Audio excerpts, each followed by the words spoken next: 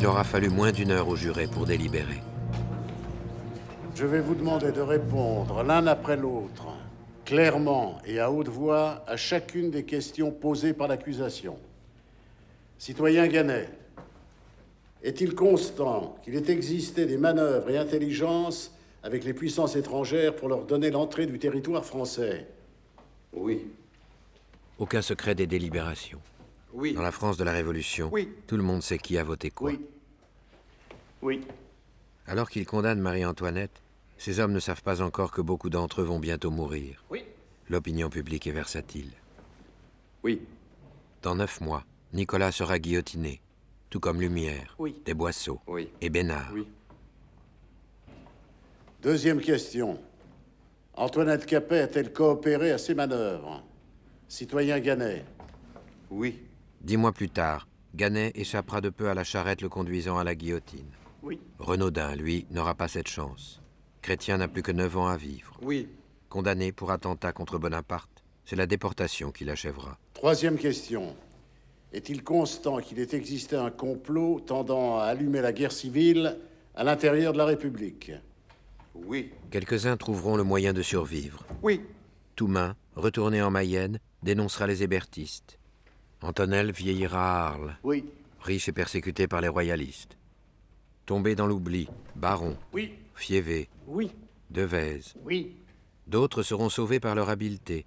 Trinchard, jugé puis acquitté, Oui. se mettra sous la protection de Fouché, auquel il servira d'indic, tout comme Samba, Oui. qui deviendra l'un de ses peintres attitrés.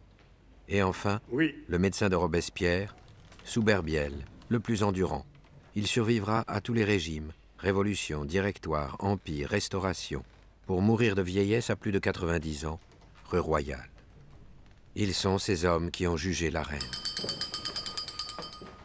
Faites entrer l'accusé.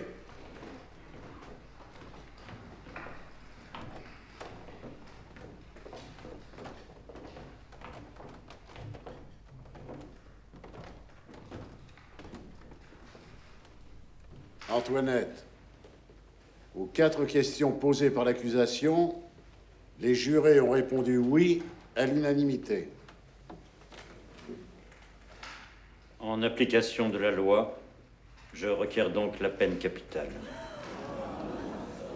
Antoinette Capet, vous êtes condamnée à mort par décapitation.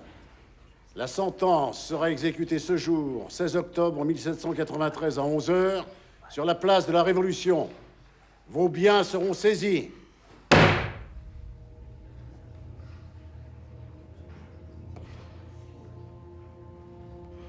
C'est à vous, ma sœur, que j'écris pour la dernière fois. Je viens d'être condamnée, non pas à une mort honteuse, elle ne l'est que pour les criminels, mais à aller rejoindre votre frère. Comme lui, innocente, j'espère montrer la même fermeté que lui dans ses derniers moments. Je suis calme, comme on l'est quand la conscience ne reproche rien. J'ai un profond regret d'abandonner mes pauvres enfants. Vous savez que je n'existe que pour eux. J'espère qu'un jour, lorsqu'ils seront plus grands, ils pourront se réunir avec vous et jouir en entier de vos tendres soins. Que mon fils n'oublie jamais les derniers mots de son père, que je lui répète expressément, qu'il ne cherche jamais à venger notre mort. J'ai à vous parler d'une chose bien pénible à mon cœur. Je sais combien cet enfant doit vous avoir fait de la peine. Pardonnez-lui, ma chère sœur. Pensez à l'âge qu'il a et combien il est facile de faire dire à un enfant ce qu'on veut et même ce qu'il ne comprend pas. Un jour viendra, j'espère, où il ne sentira que mieux tout le prix de vos bontés et de votre tendresse. Je demande sincèrement pardon à Dieu de toutes les fautes que j'ai pu commettre. Je demande pardon à tous ceux que je connais et à vous, ma sœur, en particulier, de toutes les peines que sans le vouloir, j'aurais pu leur causer. Je pardonne à tous mes ennemis le mal qu'ils m'ont fait. Je vous embrasse de tout mon cœur, ainsi que ces pauvres et chers enfants.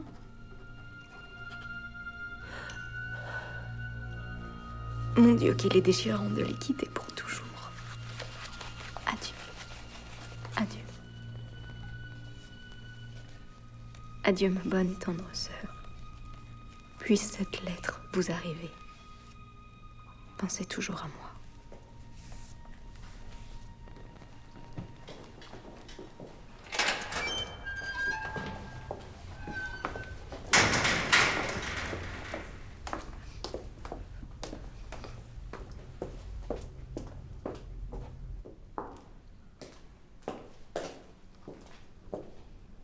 Cette lettre, la dernière de la dernière reine de France, sera nommée pour la postérité le testament de Marie-Antoinette. Élisabeth ne la lira jamais. Elle ne sera retrouvée que des années plus tard, sous la Restauration.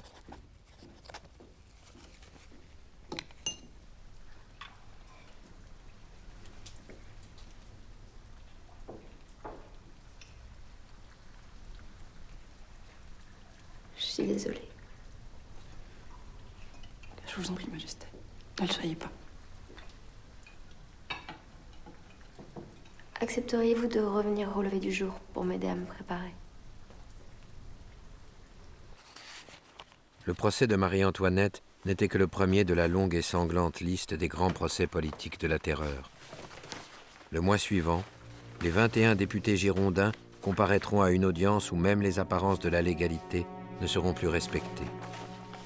Tous seront conduits à la guillotine, y compris Valazé, qui s'était pourtant suicidé à l'annonce du verdict.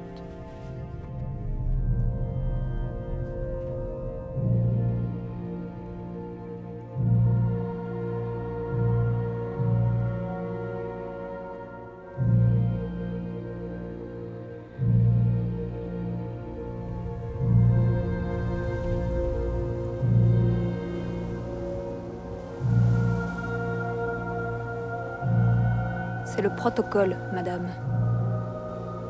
De l'autre côté de cet îlot, c'est l'Autriche. Et sur la rive en face, c'est la France. Il est d'usage que la dauphine soit débarrassée de tous ses biens provenant de son pays d'origine.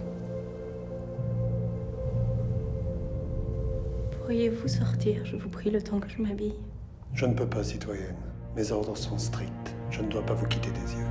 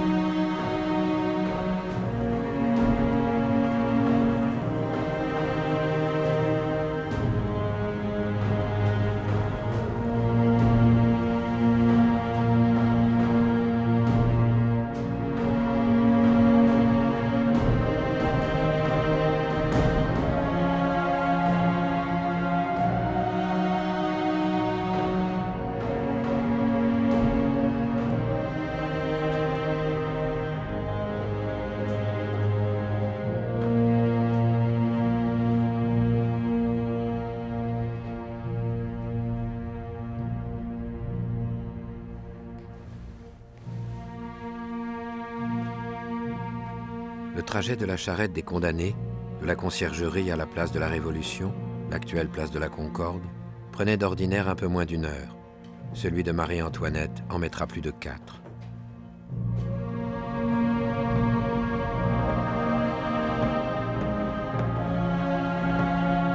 Il fallait, diront les journaux de l'époque, que l'Autrichienne boive lentement la mort.